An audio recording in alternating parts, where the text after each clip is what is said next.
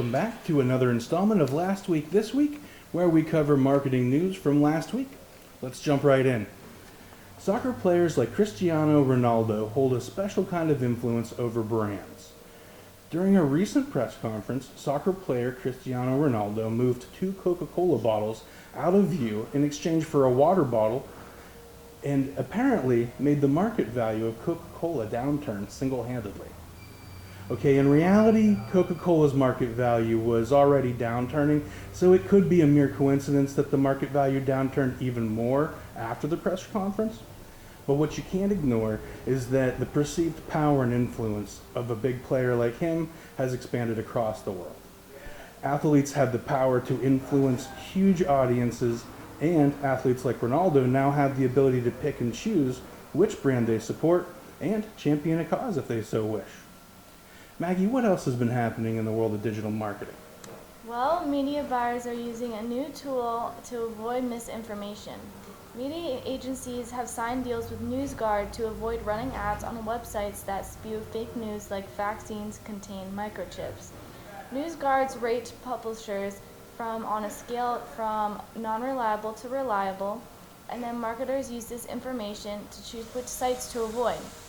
One media agency, IPG Media Brands, says NewsGuard has been effective and that they have removed several sites from their ad inventory.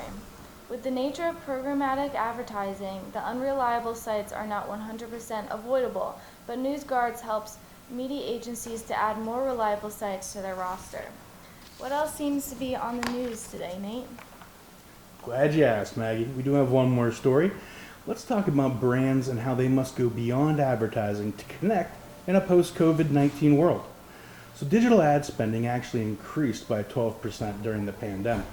Everyone from travel companies to liquor companies are wanting to capitalize on the open summer post-pandemic economic boom, and digital media has benefited from that.